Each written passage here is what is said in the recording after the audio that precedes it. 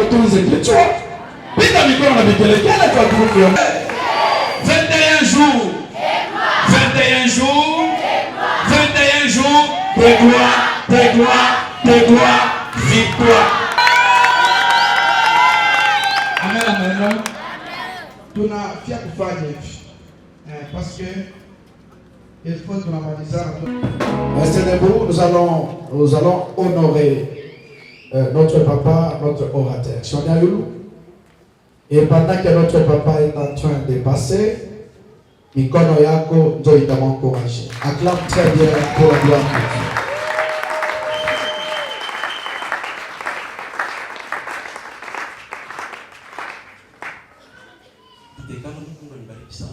On va s'asseoir, que Dieu nous bénisse abondamment. Merci à notre Dieu pour la grâce d'hier.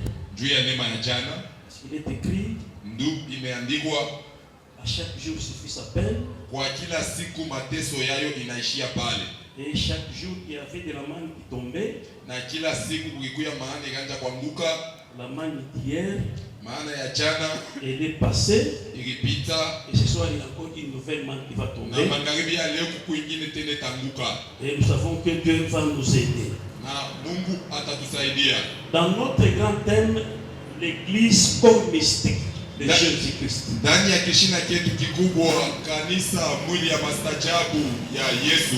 Et hier nous avons défini l'église comme étant tous ceux qui sont appelés par Dieu à sortir du monde en vue d'être préparés pour le royaume. Et nous avons dit que l'église mystique, c'est une église invisible et dont son pasteur est Christ lui-même. Parce que c'est l'ensemble des nouveaux-nés qui sont dans différentes églises locales. Et ce sont ceux-là qui font cette église-là. Et nous avons dit que cette église invincible, son invincibilité, c'est pas, c'est un mystère parce qu'elle est invisible et les membres sont connus de Jésus lui-même. C'est ça qui fait qu'il est difficile qu'on puisse la vaincre. Et nous avons dit ceci, que cette église en tant que corps, elle est composée de différents membres. Pour qu'il n'y ait pas de désordre, tous les membres sont coordonnés par la tête. Et la tête, selon Colossiens 1, verset 18, c'est le Seigneur Jésus. Cette église-là, c'est l'église corps. C'est l'église invisible. C'est l'église universelle. Mais en dehors de cette église-là, nous avons des églises que nous appelons églises locales. Des églises visibles avec des adresses bien connues. Et dans ces églises-là, il y a aussi différents membres avec des fonctions différentes. Dans la sagesse de Dieu, pour qu'il n'y ait pas de désordre, parce que Jésus, il est la tête de l'église invisible et il est pasteur là-bas. Mais dans cette église visible, pour éviter les désordres, Dieu a établi des pasteurs que nous considérons aussi comme des têtes. Parce que Jésus dirige au travers d'eux. C'est comme ça.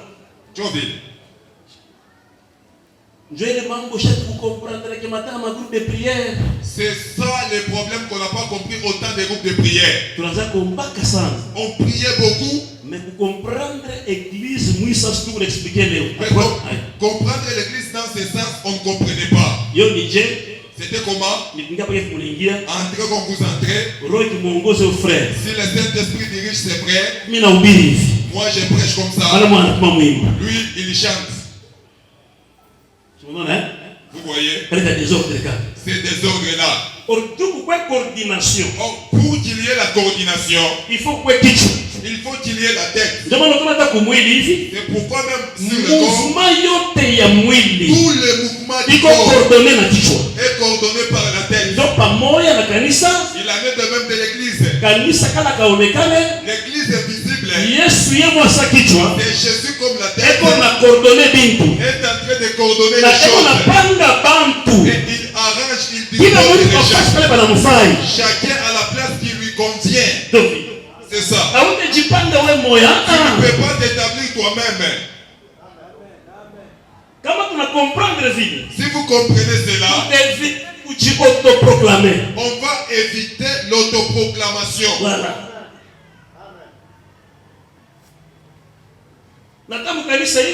Même dans cette église comme ça, Dieu, il choisit un qui est au-dessus de l'autre.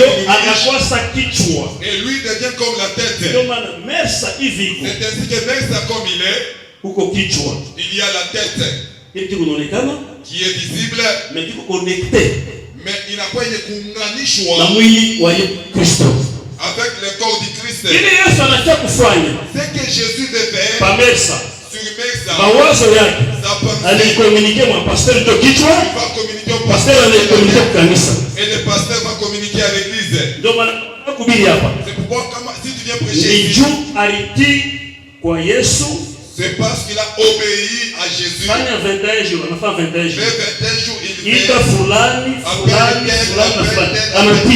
et il a obéi. C'est pourquoi nous sommes là.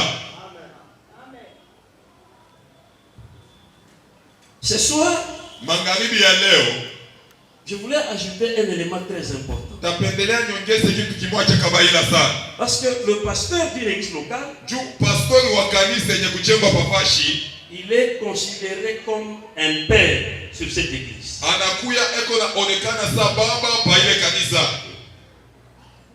C'est Dieu qui l'a établi. Apocalypse nous aide à comprendre ça. Lorsque on écrit aux églises à cette époque-là, Jésus, dans son message, il donne le message à l'ange. Et l'ange devait maintenant transmettre ça à Jean. À la première église, on a dit à l'ange de l'église d'Éphèse. Parce que ici, lorsqu'on parle de l'ange, ici, on considère qu'il y a deux types d'anges. Il y a des anges célestes et aussi des anges terrestres. L'ange de telle église, c'est un ange terrestre. Parce qu'en réalité, ange, du grec angelos, qui signifie messager. Il y a des messagers qui viennent du ciel, mais il y a aussi des messagers terrestres. Maintenant, suivez. Écrit à l'ange. Andika kwa malaika. De l'église d'Éphèse. L'ange là, c'est le messager, c'est le responsable, c'est le pasteur. L'ange ici terrestre, il fait partie des anges que Jacob avait vus. Genèse 8. À partir du verset 11. Jacob fuit la colère de son frère Esaü. Il arrive quelque part où il doit dormir parce que le soleil s'était couché. La Bible dit qu'il prit une pierre et il fit son chevet. Et il dormit. Ce qui m'étonne, c'est parce qu'il met sa tête sur une pierre, mais il s'endormit profondément. C'est là que j'ai compris que en réalité, ce n'était pas une pierre. Parce que quelqu'un n'est pas mettre sa tête sur la pierre et puis dormir profondément. Non, non. Donc la pierre dont il était question, là où Jacob s'était endormi, c'est cette pierre sur laquelle l'église devait être fondée. C'est ce qu'Esaïe aussi prophétise. Et Dieu a mis une pierre en Sion. Une pierre qui est solidement posée. On ne peut jamais bouger cette pierre. Regardez ce qui m'étonne aussi, c'est quoi? Lorsqu'il est dans son sommeil, il voit un songe. Une échelle qui quitte la terre et son sommet touche le ciel. Mais il voit quoi? Il voit les anges en train de monter et de descendre. Ça signifie que les anges là, ils avaient l'activité de monter et de descendre. C'est là que j'ai compris que les anges que Jacob voit, ce ne sont pas les anges du ciel. Parce que les anges du ciel doivent descendre et après monter. Mais les anges qui montent et qui descendent, ce sont les anges qui ont l'air de main sur terre. Ce sont des hommes de Dieu capables de monter, de participer au conseil de Dieu, de puiser la pensée de Dieu et descendre avec ça dans l'église. Donc je peux aussi définir l'église comme étant les lieux où il y a les anges qui montent et qui descendent.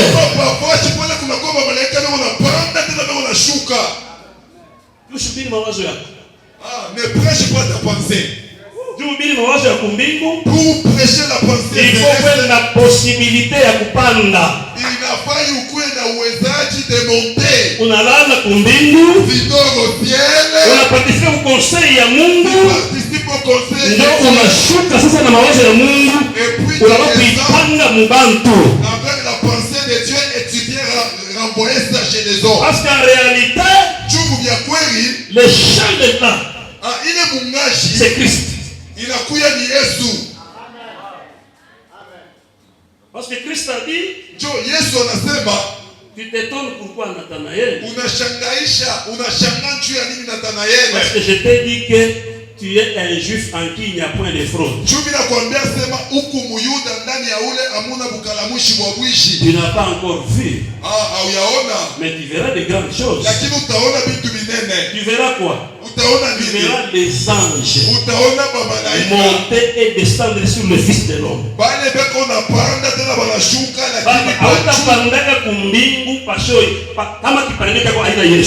Tu ne peux jamais monter au si ton échec ce n'est pas Jésus. Parce que c'est lui qui est le soubassement de toute notre prédication. Jésus. Tu montes et puis tu descends avec la pensée. Donc le messager là, il monte et il descend par rapport à leur responsabilité sur l'église locale. Nous les considérons comme le Père. Donc je vais démontrer ça. C'est pourquoi je vais parler sur un petit sous-thème que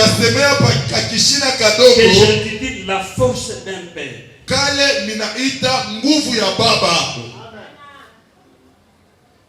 La force d'un père. nguvu ya baba. C'est très important. Inakuwa ya kawaida sana. Écoutez. Shikieni. Hébreu chapitre 2. Waibrania sura ya pili. Disons un peu vite. Tusome kwa haraka. Hébreu chapitre 2 verset 13. Waibrania sura ya pili sheria ya 13. Verset 13. Et encore, je me confierai en toi. Et encore, mais voici, moi et les enfants que Dieu m'a donnés.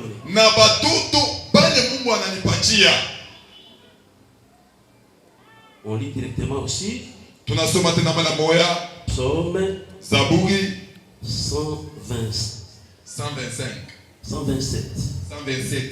Psaume 127, verset 3. Verset 3 jusqu'à 7. Tu parles à 7. Voici, les fils sont un héritage de l'Éternel. Le fruit des entrailles est une récompense. Comme les flèches dans la main d'un guerrier,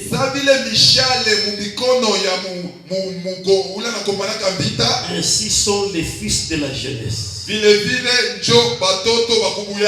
Heureux l'homme qui en a rempli son carquois.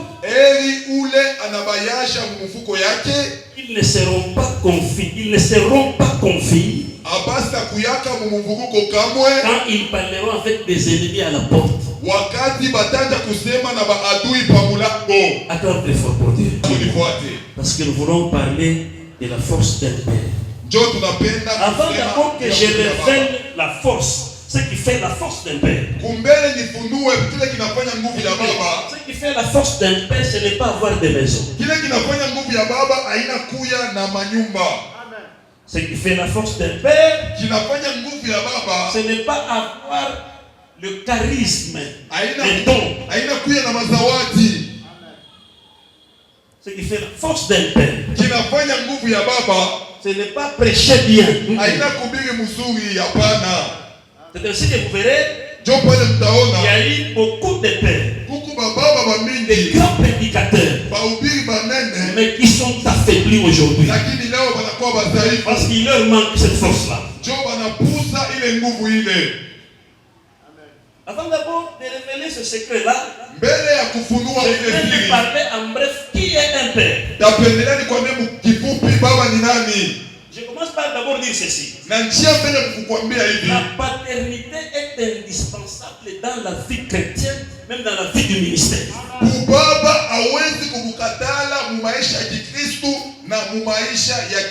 C'est ça. Parce que dans la vie chrétienne, nous n'entrons pas dans la vie chrétienne. Et même dans le ministère, nous n'entrons pas. Mais nous y naissons. Raison pour laquelle on ne peut pas naître sans avoir un géniteur. C'est ça. C'est ainsi que l'apôtre Paul, 1 Corinthiens chapitre 4 verset 15, il pouvait se frapper sur la poitrine,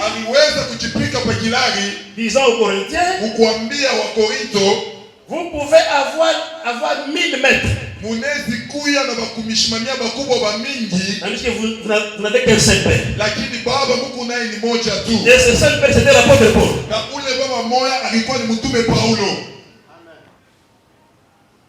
Et il considérait l'église de Corinthe comme étant le sceau de son apostolat. La preuve de son apostolat. Donc un père, c'est d'abord un géniteur. Un père ne s'arrête pas seulement à engendrer, mais un père doit être capable de nourrir et de protéger.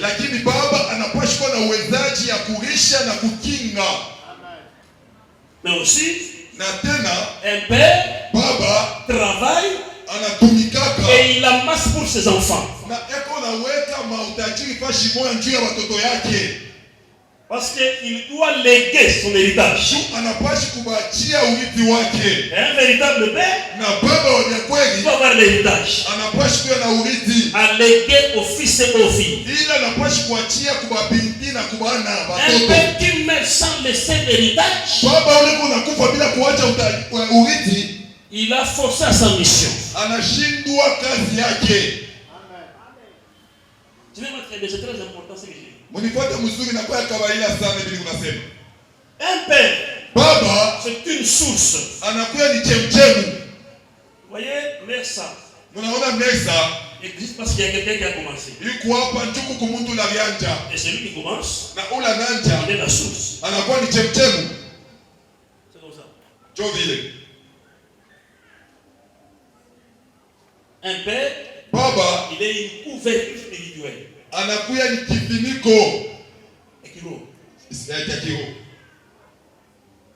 J'ai toujours dit ceci. Un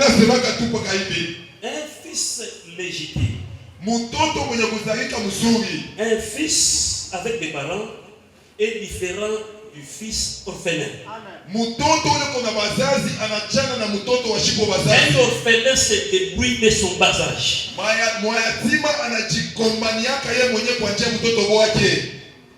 Mais celui qui a des parents, il est à rentrer. Et on a déjà lui, il est en train de jouer. Il joue même au déjà dimanche. Mais on va l'appeler le dimanche. Demain, prépare-toi. Uniforme, bilato, sacoche, et on lui donne tout, même les cahiers. Mais orphelin parle. Mais l'orphelin non. Il il ne sait pas parce qu'il doit étudier ses années. Et dans les choses de Dieu, si tu es orphelin, c'est pas si tu n'as pas de père, tu vas te débrouiller c'est pourquoi beaucoup de gens, au lieu de venir à l'église, lui, il est au désert. Ça, ça n'engage que moi. Dans ma conception, un enfant avec des parents spirituel ne peut pas aller à la montagne dans le désert seul. C'est ça. Ou toi les frères, c'est un désordonné.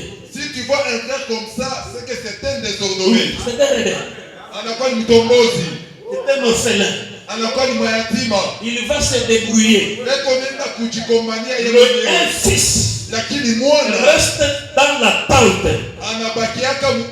Un fils reste dans la maison. Ce sont les parents qui cherchent et qui ramènent pour lui.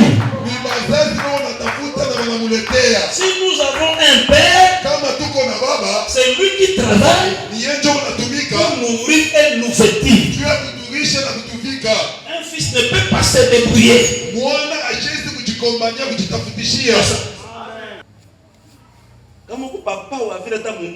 Si tu es un père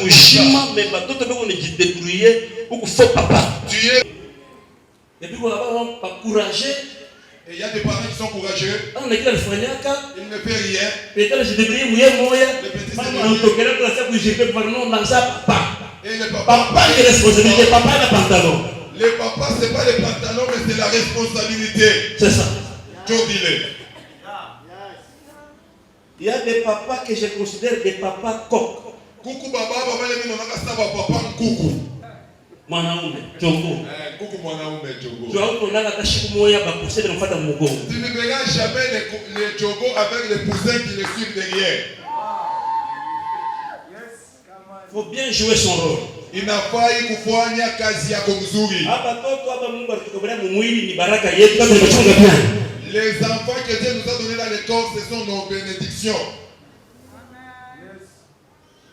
Écoutez, un père est sacré pour ses fils. Baba anakuya wa upekee juu ya watoto yake. Mtakatifu baba. Ni mtakatifu huyu. Ni mtakatifu hapa. Ce sont les saints. Il est sacré pour ses fils. Baba anakuya mtakatifu. Un père c'est tout un enseignement. Baba anakuya ni mafundisho mzima. Ses fils.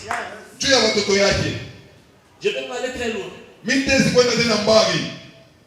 Un père ne ment jamais pour ses fils. Baba ashilandake watoto yake hata siku moja. Tout ce qu'un père dit est vrai. Vyote vile baba anasemaka inakuwa ni vya kweli. Anabisha. Kiende nipenda kumama. Hata nikusaidie comprendre que baba shilandake. Je vais te faire comprendre que le père est en train de monter pour aller offrir son fils. Abrahamu eko napanda juu ya kutoa mtoto yake. Écoutez ce qu'il dit au serviteur. Shikieni restez ici. Asema mubakieni. Moi et l'enfant, nous allons monter adorer. Mie na mtoto et nous allons retourner. Na tutarudia. Je pose la question. Mina uliza. Abraham avait menti. Abraham alilanda au ashkulande. Apôtre. Abraham avait menti. Non. C'était vrai. Ilikuwa ni vya kweli. Et puis il est retourné avec son fils. Ne ment jamais. Baba ashilandake. Lorsqu'il monte, wakati kuna panda, le fils pose la question à son père, papa. Je vois le bois et je vois le feu. Où est l'agneau? Il dit allons là-bas. Dieu lui-même va pourvoir. Est-ce que Dieu n'a pas pourvu là-bas? Je pose là, est-ce que Dieu n'a pas pourvu? Dieu a fait pourvu. Tout ce que le Père dit, si le Fils croit, ça va se réaliser. C'est ainsi que vous verrez que dans nos églises congolaises, françaises, francophones, il n'y a pas de miracle parce que les gens n'ont pas confiance dans leur Père. C'est ça? Un père, je vous dis la vérité, il ne ment jamais. Le père allait même très loin. On ne discute pas avec un père. Et on ne contredit jamais le père. On ne corrige jamais le père. Quand Joseph amène ses fils devant Jacob, pour Joseph, Jacob était aveugle. C'est pourquoi il vit avec les enfants. Il comprend que mon père est aveugle. Il prend le nez, il le met à sa gauche, à sa droite, et le cadet à sa gauche. Pourquoi papa n'ait pas le temps de réfléchir? Parce qu'il ne voit pas. Mais quand Jacob veut prier, au lieu de respecter le protocole comme on avait mis, il change. Et la Bible dit que cela déplut à Joseph. Et Joseph dit, papa, ce n'est pas comme ça. Papa, il a dit, laisse-moi faire. Écoutez, un père, c'est un prophète. Je peux aller très loin. Dieu ne peut jamais donner la responsabilité à quelqu'un et dire que Ashonak, Anonaka, Anashkiak.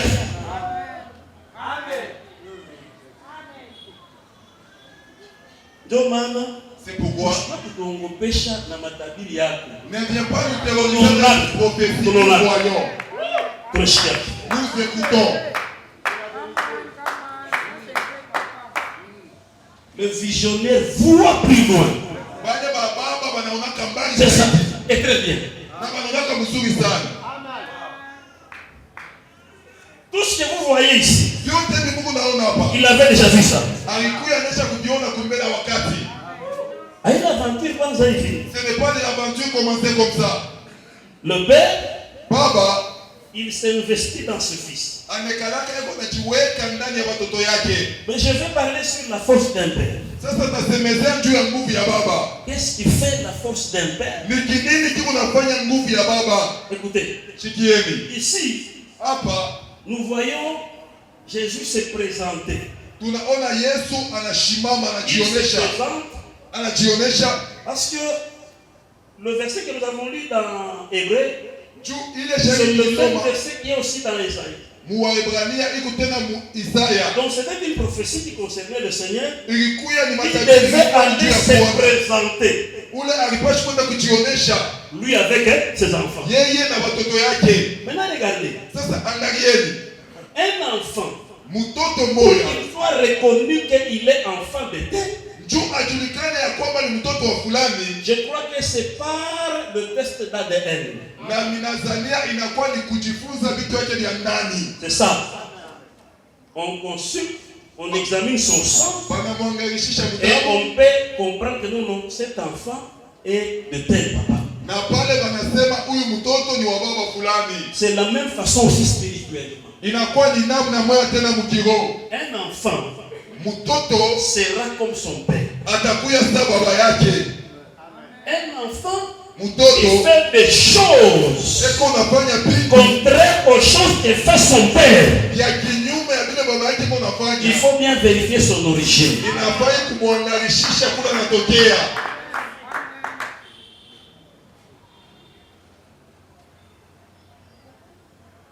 La force d'un père, ce sont des fils et des filles. Très bien. Parce que l'enfant, c'est l'immaturité.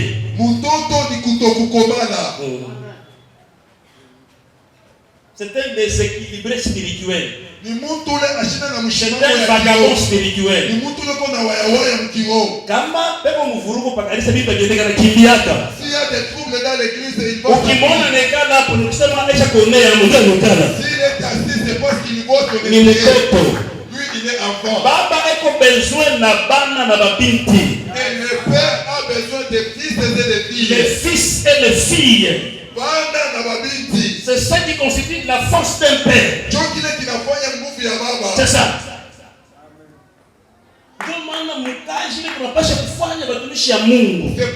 Tukombaneni sana tufikishe aba batoto bakuye bana na babinti. Faisons que ces enfants deviennent des fils et des filles. Et vous savez ce que nous dit? Les fils sont un héritage. Le fruit des entrailles récompense. Dieu compare des fils et filles aux flèches dans la main d'un guerrier. Ainsi sont les fils de la jeunesse. Et l'homme qui en a rempli son carquois. Il que Dieu est en train de comparer les fils des flèches. C'est qu'un fils, il est comme une flèche. On ne travaille une flèche. Lorsque vous allez chez les forgerons, là où on arrange la flèche, il y a des étapes par lesquelles la flèche passe pour devenir une flèche. Parce que la flèche a deux parties. Il y a la partie là aiguisée, le fer là, mais il y a aussi la tige. Écoutez, si le fer est bien aiguisé, c'est très bien. Mais si la tige n'est pas droite, elle est oblique. Aïe aïe aïe aïe aïe. Mais vous moi il y a une sana. Ça sera une grande confusion. Unaishi kuiweka unakokota hivi sana unapika nyumbani. Tu peux viser, tu dis que je vais taper là-bas. Mais vile muchi ile ya kukunjama. Comme la manche est courbée, mushana itanyoloka pana. La flèche est mushana itanyonga. Ça va se courber. Tu as nini? Muchi. Parce que la manche, c'est là je comprends. Le fils ou la fille, à deux parties sur lesquelles ton père doit beaucoup travailler. La première partie, c'est le pointeau là. Le pointeau là. Et la deuxième partie, c'est la manche. Oh, le point, c'est ça la dimension physique. Et la manche, c'est ça la dimension physique. Ne travaille pas seulement les physiques. On laisse la partie physique. Il faut travailler les deux. La dada peut avoir la grâce de chanter. siri. Le vrai peut avoir le nom. Ce n'est pas le problème. Haina pakeni jambo ya mafaa. Ce n'est pas seulement Il faut tena kutumika mduchi. Il faut kunyorosha. Il faut allonger ça. Il faut kunyorosha. Il faut l'allonger. Kama shinyoroke, s'il n'est pas allongé, ndio unaona hapa batumisha hapa batezotone hapa. Ce sont les serviteurs désordonnés que vous voyez. Ndio hapa désordonné hapa. Ce sont les serviteurs désordonnés que vous voyez. Il faut kunyorosha vitu. Il faut allonger les choses. Mimi conception yangu ni hivi. Moi dans ma conception c'est comme ça. Kwa na zawadi ya che abifaki. Que tu aies quel don ça lui met. Niko na veli pa caractère ya caractère yako. Regarde d'abord ton caractère. La grâce est trompeuse. Asema neema inalandaka. Mais la femme qui sera louée, Lakini c'est la femme qui craint Dieu. watamutapa ni bibi loko ngopa Mungu njovile. La grâce est trompeuse. Uzuri kunalandaka. La grâce, neema. Di, hauwezi kukuongopesha na matabiri. Tu ne peux pas nous terroriser avec les Hata problèmes. mpunda wa Balaamu alitabiriaka. Même Anaongoza maono. les Balaam avait vu des révélations. Asikushanje kumpunda, anataka na mpunda. Il n'a pas changé, il est resté âne. Et ça c'est très important ça. Na ile inakuwa ya kawaida sana. Oh non, je vais les pas du frère qui nous serrait. Attends, que la bande va les Je vais voir que si je le sais, il va quitter avec les gens. Qu'il quitte avec ces gens-là. Bah, comment pas ça y est. Et ils sont des Na vagabonds. hakuna venye hakuna batenda. Ils n'ont nulle part où aller. Sisi kuna mambo. Nous, on a déjà vu des problèmes. Mungu anasema Mungu aliniambia sasa sababu mzuri wendi tuone sasa. Quelqu'un Amesema ni mingi chini. on lui dit, vas-y. Et 5 ans, c'était beaucoup. Il est tombé par terre. Frère, nous devons réformer. Un fils, Moi, il est entre les mains de son père comme une flèche, en train d'être taillé. Bamwishe kaji, vous pressez à nini? anakuwa mkono wa baba yake na unamtumika juu bamwishe qu'on le termine.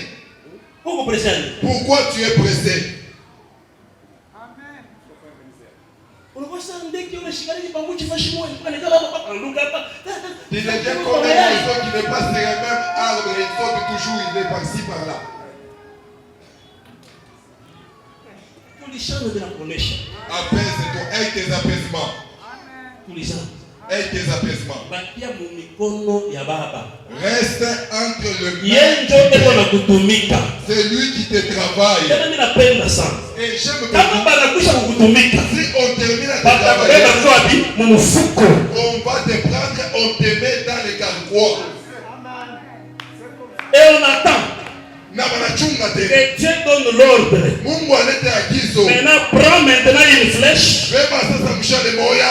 Tu vas lancer. Sasa utaitupa C'est sasa. avec l'ordre de Dieu qu'on va te lancer. Na agizo ya Mungu njoo watakutupa Ne te sasa. lance pas seul. Usijitupe mwenyewe. Parce que tu te lances seul, Kama unajitupa tu mwenyewe, n'iras pas loin. hautaenda mbali. Attends Chunga. que celui qui tire l'arc.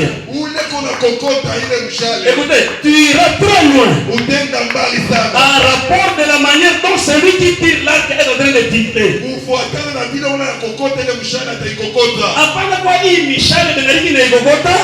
Ne sois pas comme ces flèches. Ndio unageuka kuna moshe papa. Panenea papa, papa panenea hapa. Dis à papa que papa c'est ça. Hapa ndio panenea sasa hivi. Mungu mshale, wewe mshale kana kimya, chunga muwindaji, gerie akukokote. Toi qui es Akupeleke fasi na et bashakupeleke. toi, attends que le guerrier puisse te tirer et t'amener là où tu dois aller. C'est ainsi que vous verrez que Chupale mutaona ya kwamba tumishi yetu ya hii masiku dans le ministère de ces jours, tulishakosa bajoueur ya football. c'est devenu comme les joueurs de Ils football. sont 2 ans à finir. 2 3 ans à finir. Des 2 saisons, ans à finir. la personne est terminée. Ministère ina vida hapana. Le ministère c'est Zawadi haina vida hapana. les dons c'est des Zawadi ni ya miaka, utumishi ni miaka. Le ministère c'est les années et les dons aussi c'est les années. Toma tulizama. C'est pourquoi aie tes apaisements.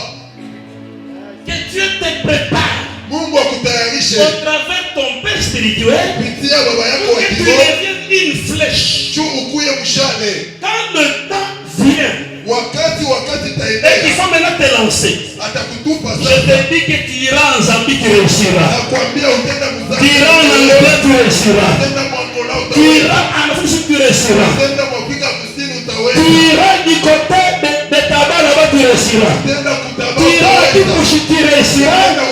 Parce que c'est le Père qui t'a lancé. Ne te lance pas seul.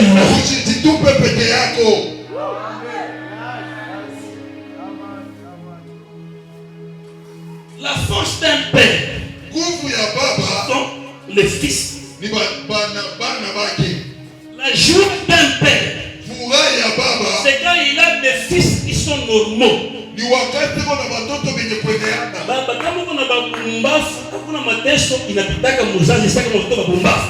a pas un père qui a des fils qui sont bourriques.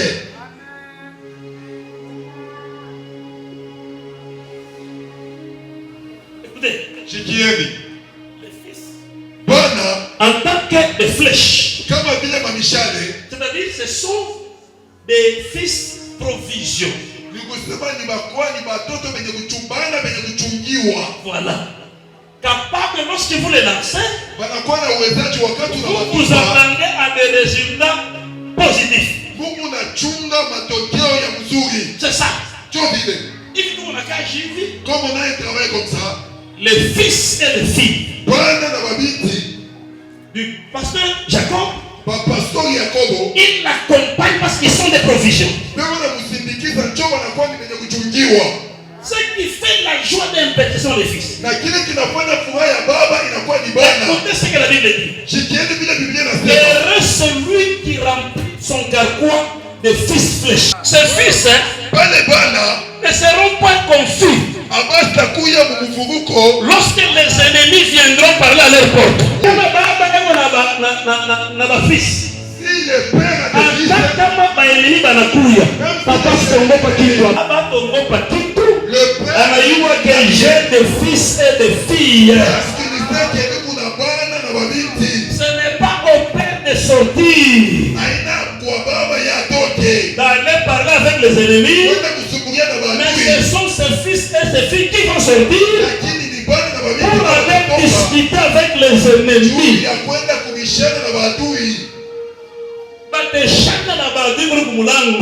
vont s'enfiler avec les ennemis à la porte. Et le père n'est même pas au courant. Le père saura seulement qu'il y a des ennemis qui sont venus. Les ennemis sont ma difficulté. Ce sont les Il est inawezi kwa kukanisa. Hata hivi tu unaimba mambo ya malata. Ni enemy na kumenase kunyumba yenu. Mshimwache pale baba ina samde na baba enemy. Ni mambo yenu. Kama peko bafisa hapa. Bana basi ndio kwa kidogo safari ni mambo yetu. Hapa ikana kule. C'est votre affaire. S'il y a des fils, ils doivent prendre cela à leur poitrine. C'est très important ça. Je dois prendre cette conscience-là et comprendre que ce n'est pas au père d'aller discuter avec les ennemis. Et c'est moi le fils. Papa, repose-toi. Parce que les fils sont des personnes matures. Ils peuvent représenter leur père. Ils peuvent décider à la place de leur père. C'est comme ça, un fils de la maturité. Le fils, il est le reflet du père. C'est comme ça. Attends, mambo tu ya 5 litres ya carburant. Même les problèmes de 5 litres de carburant. Papa. Kita ayaanza tunasema carburant haina. Comme l'équipe n'a pas encore batoto muko ovyo. Vous êtes encore des enfants. Muko ovyo. Vous êtes des mille néants. Muko ovyo. Vous êtes des mules. Inapendeza baba anakuya hivi. Il faut quand le père anakuta anaona ke na Il voit même que là où il a laissé, vous avez déjà dépassé cet endroit. Il comprend que j'ai des fils à mes côtés. Il n'y a pas de grande bénédiction lorsque vous avez des fils. Vous savez, les choses de Dieu, c'est comme une certaine famille. Le père a beaucoup travaillé. Il a laissé l'argent. Mais les enfants sont des idiots. Écoutez, je vais vous dire quelque chose. Un véritable fils, il travaille gratuitement dans le champ de son père.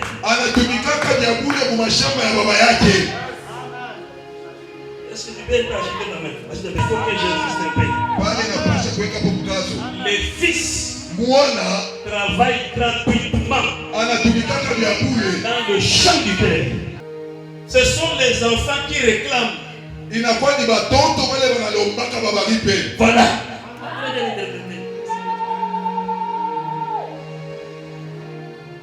Ce sont les enfants qui réclament qu'on les paye. Mais un fils, il travaille bénévolement sans rien réclamer. Et à la fin, il dit, papa, bénissez-moi. Papa,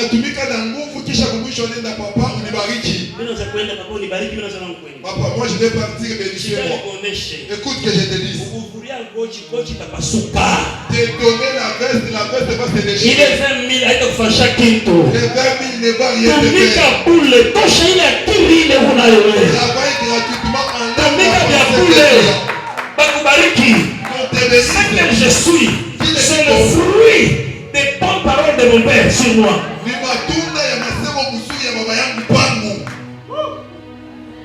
Je suis devant Dieu. Je peux compter le nombre de fois que j'avais mangé chez mon pasteur. Ça peut être 3 fois si j'avais dans ma condition de me forcer ça. Il m'avait beaucoup forcé. Mais j'étais à son service. Et je disais, Père, bénis-moi. Il n'y a rien qui peut remplacer la bénédiction d'un père. Rien.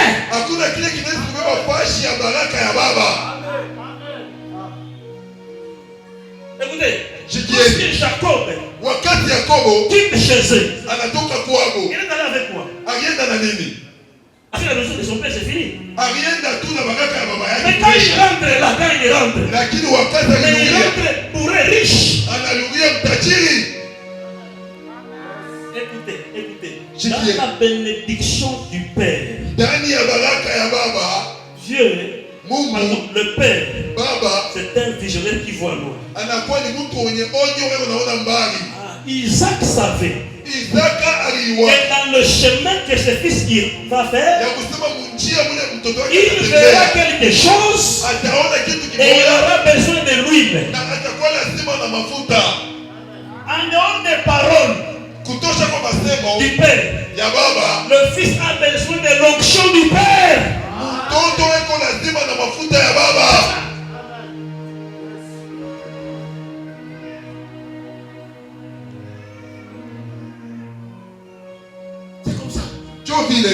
Pourquoi est-ce qu'un fils travaille gratuitement?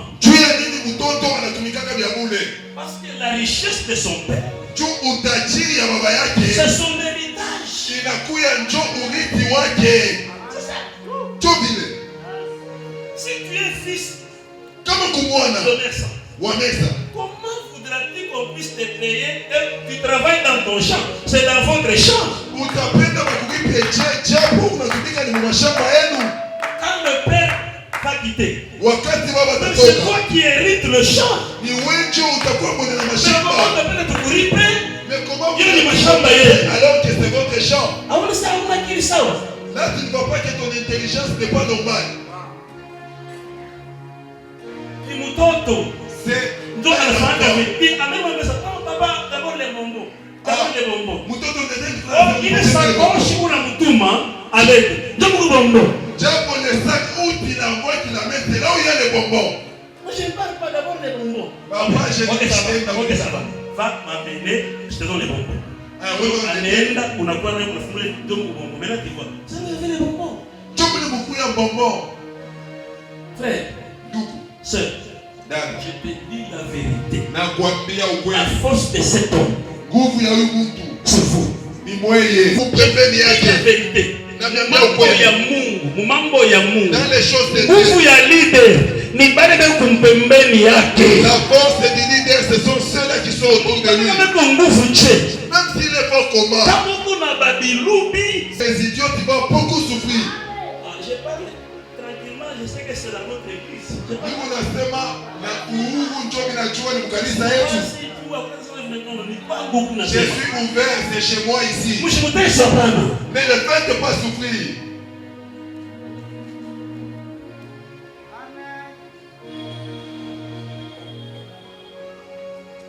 C'est ça qui fait que beaucoup de pasteurs meurent.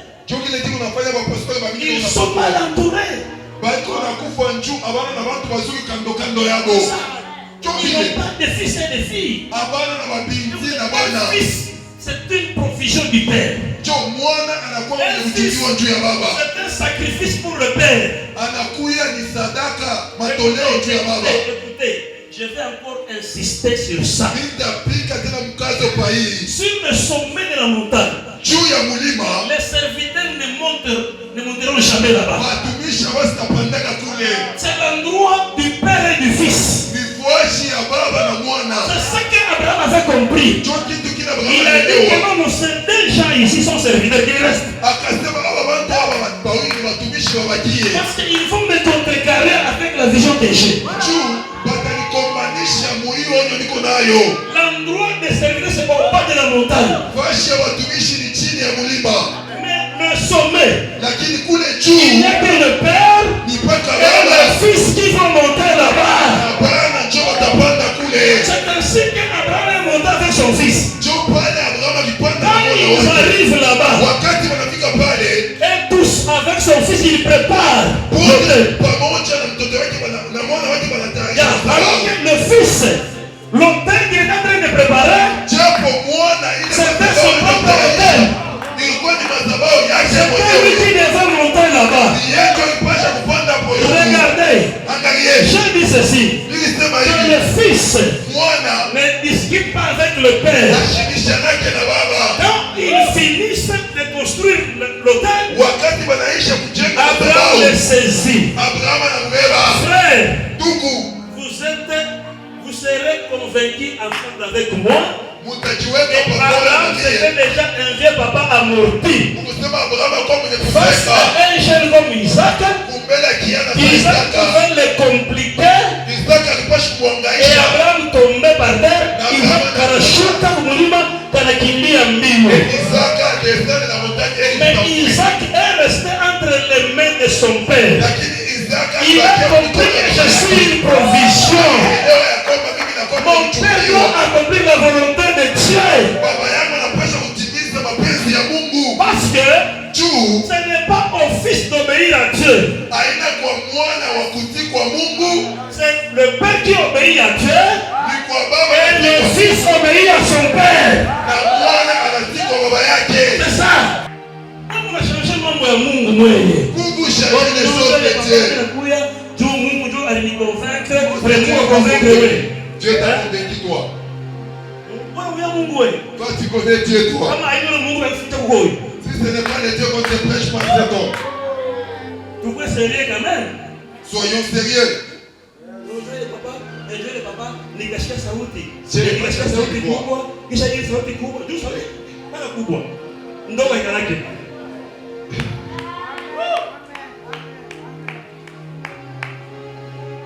Nikashika sauti kubwa. J'ai entendu une autre voix. Ile sauti kubwa ikanyambia. Et cette autre voix m'a dit. Parce que ile sauti pas mswahili bora. Cette voix là c'est toujours un swahili bora. Ikanyambia nimekuona wewe ni mchungaji mkubwa. Mchungaji mkubwa. Le fils est la provision du Père. Mwana anakuya ni utajiri ya baba. Le fils est la provision du Père. Mwana ni utajiri ya baba. Ils ont compris que je ne dois pas casser l'alliance de mon père avec son Dieu.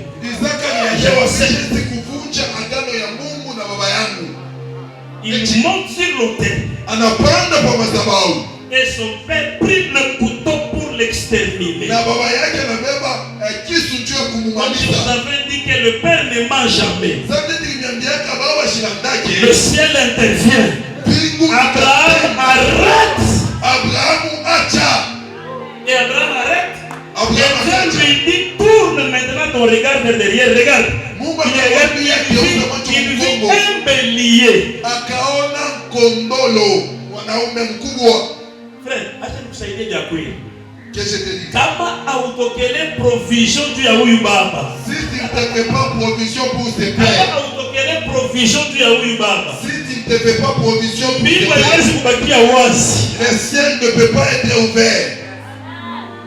Tumbingu ibakie wazi. Pour que le ciel soit ouvert. Il faut provision wewe. Il faut que toi tu te uichike ubakie pale pa madhabahu. Njoo mbingu itabakia wazi. Njoo Mungu atasema. Et Dieu va parler. Ile misemo Mungu atasema. Parce que le parole de Dieu baba pana, il concerne moi. Ça concerne le fils. Donc en réalité, cette bénédiction de ce jour-là ne concernait pas Abraham, elle concernait Isaac. Joue bien ton rôle à côté de ton père. Joue bien ton rôle à côté de ton père. Quel rôle joues-tu toi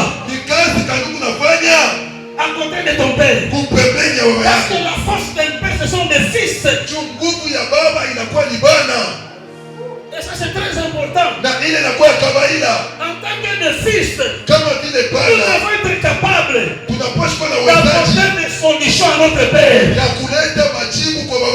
Écoutez, David, qui avait des fils, il avait soif. Il a demandé qui me fera boire de l'eau de la source. Oh, pour y arriver, il fallait traverser des camps de Philistins. Mais parce qu'il avait des fils, ils sont allés et ils ont pris de l'eau, ont pris de leur vie. Un fils, c'est un sacrifice. Un fils, c'est un sacrifice. Un fils, c'est un sacrifice. Si tu ne te sacrifies pas, tu ne verras pas la gloire de Dieu, Seigneur. La force d'un père, ce sont les fils. Ce sont les fils. Qu'est-ce que tu fais? C'est très important. Jouez votre rôle. Fanya kazi yako. Jouez ton rôle à côté de ton père. Fanya kazi yako mzuri kupembeni ya baba yako. Fais que ton père puisse réussir. C'est très important ça. Fanya baba yako aweze ni kawaida sana. C'est ça. Aujourd'hui, leo plusieurs pasteurs meurent. Ils succombent. Beaucoup sont hypertendus aujourd'hui. Parce qu'on travaille beaucoup. Ceux qui peuvent nous aider ne sont pas là.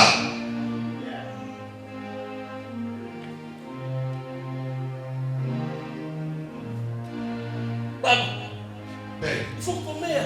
Il faut grandir. 5 ans, 6 ans, ou pas qu'à bébé. Tu es toujours bébé.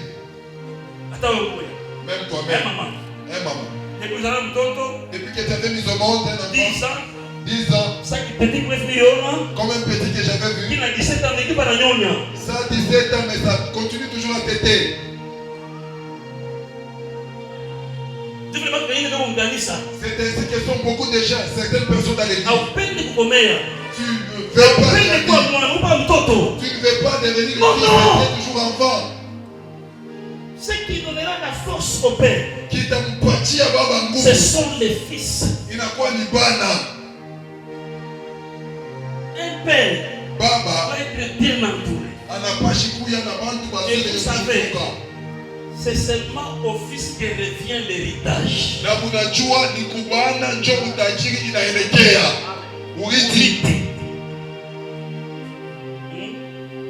C'est au fils. l'héritage. C'est comme ça. L'héritage a son prix. C'est ça.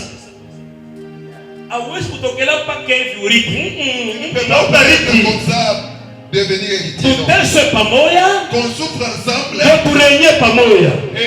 on va régner ensemble. Le système de fuir autant de l'église. Le temps de la gloire vient. Moi je vais t'aider. Moi je ne suis pas comme ça. Non. Je vais t'aider. Frère, maman, tu avais fui. C'est ça. Écoutez bien, je vais chuter par ici. Pour dire ceci. Les fils, il se termine avec les ennemis à la porte. Ils ne peuvent pas permettre que les ennemis entrent pour embrouiller le Père. Et ici, nous avons un problème de construction. Nous avons un problème de construction que je suis en train de suivre à la loupe. Et je dis en tout cas que Dieu bénisse son serviteur. Tous les sacrifices consentis, parce que ce n'est pas de la blague. C'est pas de la blague. Construire comme ça fait à ce que même à la maison, vous ne mangez pas bien. Et ça frappe même dans le budget des enfants. Maintenant, écoutez bien aimé. C'est pourquoi quand on m'a dit de me débrouiller, laisse-moi seulement là-bas. Que le soleil me frappe. Que nous puissions comprendre ce que nous devons faire.